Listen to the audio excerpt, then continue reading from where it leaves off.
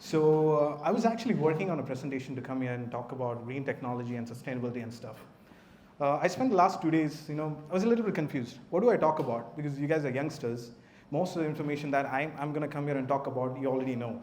It's just a Google search away. And even if I were to do it, I would most probably chat GPT it, right? Same like you guys do. But then today morning something happened. I was working on something, but today morning something happened. My colleague here, his name is Naufal. So Naufal, today morning, he showed up. And when he showed up in the office, he had a ball in his hand, a small ball, and it was all covered up. Apparently, on his way to work, he decided to buy a goldfish. Okay? He bought one goldfish. Okay? And one ball. There were some pebbles and stuff inside, yellow in color. I didn't get a chance to take a good look at it. And he brought it to the office. His idea was that, he's going to put it in the office and it's going to look nice, right? I don't know if he was feeling lonely in the office. Maybe he needed a friend or something. I don't know. He didn't tell me about that. So he brought it to the office, he put it down, and I was looking at it, and I looked at it for a while. It's a small bowl, okay? The water is filled up to 3/4 of the bowl. When I say a small bowl, it's this small. Okay, and that's only fish, okay, and the fish is just floating down. And I was looking at the fish. For me, it looked depressed. Okay, why did he decide to, bring a goldfish into the office? Because it's a goldfish, right? Goldfish looks nice, and it's more like an accessory to the office. Right? It's just going to float around, looks nice. Maybe someone's going to ask about it, and it's a good conversation opener. But at the end of the day, it's a single fish in a small bowl. What do you guys think about it? Give it a thought. She's also lonely. Yeah, she's lonely, and she has very small space to move around, not much water. That's not its natural habitat. I asked him, he told me, I gave him a house. Okay. Like, I took him from that aquarium. I gave him food. I'm giving him food. I'm giving him a house. That's what he said. But then, easy? No, right? Doesn't look like it. How many of you have aquariums at home? Oh, you're gonna lie? Come on, be honest. You do. Okay, maybe you can explain to me why you have it. Okay? Do you want to talk about it? Yeah. Okay, sure. So we wanted a showpiece, something that makes our house more lively and beautiful. But also we had a long life desire of having a pet. So we got that in terms of fishes, very easy to manage, very easy to live and quite adaptable. All we had to do was buy them a good amount of food, have a good clean, purified filterization process in an aquarium, and give them daily care, just like looking for the waste and just cleaning up with the filter do. So it's very quite less maintenance and very easy. And also they are beautiful, and having them in water is a very good attraction of our house. So a very easy maintenance, yet beautiful and yet simple, elegant. So we have those. Thank you for sharing your story. What do you guys think?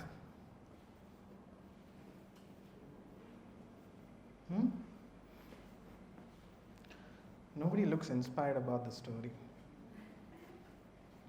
If I didn't talk about my goldfish, Naufal's goldfish, you might have taken that as an inspiring story. Right? Maybe. But think about it. She was honest, she's very honest. She said, it's a good showpiece. She started by explaining that's a good showpiece, right? And you have a lot of fishes, right? A lot of fishes in there. And can you show me how big the aquarium is? Very big, okay. Is that enough?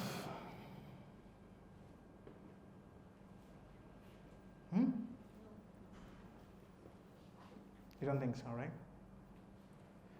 You guys have a lot of passion. You're all working towards your dreams. if I restrict you to a single office, will you be happy? And I'm telling you that you're going to stay in this office, you're going to work the same job for the next 40 years. Are you going to be happy? Okay, let's just expand it a little bit more. I'm going to restrict you to that city. Will you be happy? Okay, let me just restrict you, expand a bit, and restrict your country. Will you be happy? You guys have to be loud. I want to know everyone's opinion. No, right? Let's just say you have plans to stay in the country and build a family here and build a career here. But maybe that's the plan. But you still don't think that you don't want to be restricted still, right? Why is that? Knowing that you're restricted makes you want to go outside that restriction. That's a belief system, right? You always want to explore more, right? Curiosity. There's so many things, right? Every living organism has that. Now, we are going to catch a bunch of fish. We're going to put it in a fish tank. Doesn't matter how big, right? If you have more money, we're going to spend it on a bigger tank. Doesn't matter if you put the most premium air filtration system. Doesn't matter, you're still restricted. Are you guys starting to think? Okay, now I show up here, okay? I bring in a lot of information in terms of green technology and sustainable innovation. I'm going to give you a 30-minute lecture on that.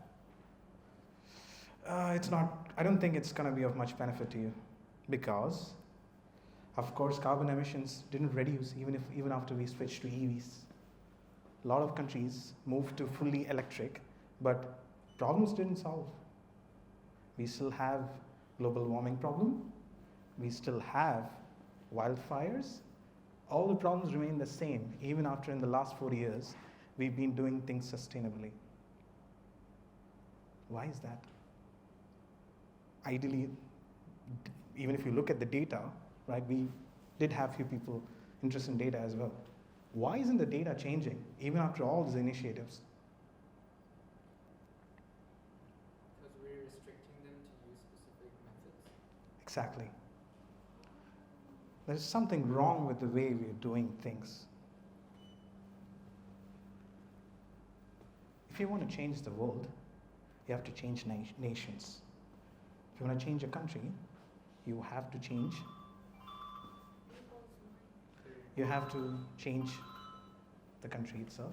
If you want to change the country, you have to change the province. If you want to change the province, you have to change the state. If you want to change the state, you want to change the city. And if you want to change the city, you have to change the village. And what is a building block of a village? It's families. If you want to improve your family, you have to change yourself as an individual. Sustainability isn't about doing things. Sustainability is about having the right sustainable mindset. You don't have to go to Ivy League colleges to learn these things. All you have to do is get out of your house, just look at the life around. There's so much to learn from that. You understand what it's like to have a sustainable mindset? This is the beginning of everything. You need to have a sustainable mindset. Based on your sustainable mindset, you will make certain choices in life, certain decisions in life, which eventually leads to improvement of the planet. Agree or not? Are you guys starting to think? You're going to go outside and you're going to start looking at things. And with this mindset, you wouldn't agree to many things that's happening around you. All right, so we're going to move forward, okay? So you see the problem, right? There's something wrong with the way we're doing things. So if I come here and talk about the latest innovations in EV technology, is it going to add any value to your life? Is it going to add any value to the way that you're thinking about things? Someone's going to talk about it, right? The discussion has to pop up somewhere. You're the future generations. You have so much responsibilities on your shoulder. Not only you have to fix the problems we made, you also have to fix your own things and build a new technology and innovate. The kind of responsibility that you guys have on your shoulders is quite big. So there's 4 kinds of people in the world. One who creates the problems, one who solves these problems, one who thinks it's not my problem, so I don't care. Then fourth people who has no clue about the problems or solutions. You can label them as ignorant people. So it's a matter of which team that you want to be on. You want to be on the side of problems, or do you want to be on the side of solution, or you want to be on the side of, okay, it's not my problem, I don't care, or you just want to live a blissful life where none of these problems matter to me, but eventually it is going to get to you, right? When you start paying more on your bills, when petrol prices go up, when you start to get a job and get a vehicle and start paying for, petrol, then you realize, okay, now it has become my problem. You guys are the decision makers of the future. How do you make a decision? Based on your mindset, based on enough understanding. There is a saying in an old scripture, if a swan wants to fly, it needs 2 wings. Okay? The one wing is knowledge. The second wing is action. Having knowledge isn't just enough. You also have to take action. See, I haven't given you any new information today. I just told you, question the things that you already know. See if this information is the right fit. See if it's benefiting you, your environment. Your result, you as an individual, is a result of your environment. If your environment is not healthy, you as an individual cannot sustain. The air that you breathe is not good enough, it's going to create problems for you, correct? If the environment that you're in, be it air, be it water, if all these things are contaminated, you're contaminated. Because the same elementals that you see outside, you're made of the same things. That's why it's important enough to have a sustainable mindset. Okay? You guys want to know more? I have nothing else to offer you. I didn't come here to offer you anything. I just come here to help you guys think better. Because information is out there. I can only store limited amount of information here. I can should give out a nice presentation. You guys are going to read through it, show a bunch of data. But I think that's not going to make you question.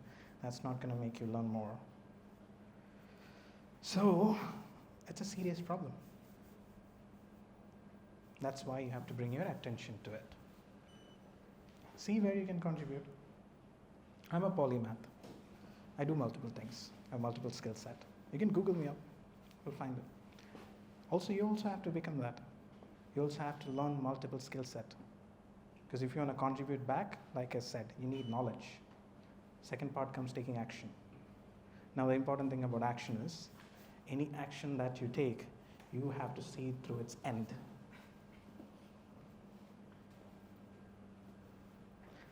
This way you will build the humility. Humans need to have humility. Why do we need to see to the end, and how does humility have to play with it? Could you say that again? Why do we have to see our actions to the end, and how does humility play into this whole concept? Let's just say that you want to make a difference. Forget about world problems, right? Let's just look at your problem, right? Let's just take something small. Maybe you're ambitious and you want to build a career, right? You gathered enough knowledge. Now, you're taking an action. Now, when you take an action, based on your awareness, based on your knowledge, you might not know, or you might know what the outcome would be. But is the outcome set? Outcome can change. How would you know what the outcome is? You'll have to see it till the end. Two things can happen. You either will learn what not to do, or you will learn what to do. Both lessons are important. If you learn what to do, it'll take you to the top, or take you where you want to go. If you learn what not to do, you will not end up wasting time repeating the same mistake. You have to learn to love your failures. Okay? Actionable insights are always better. Expertise matter. Okay? So see your actions to the end. God bless you all. Okay? Okay, thank you so much for your space. I think definitely I don't know what you guys, but I'm thinking of different lens. And I'm questioning everything. I'm like, is that real? Let me just Google it. Let me get another source on it. So yeah, thank you so much for having another round of applause for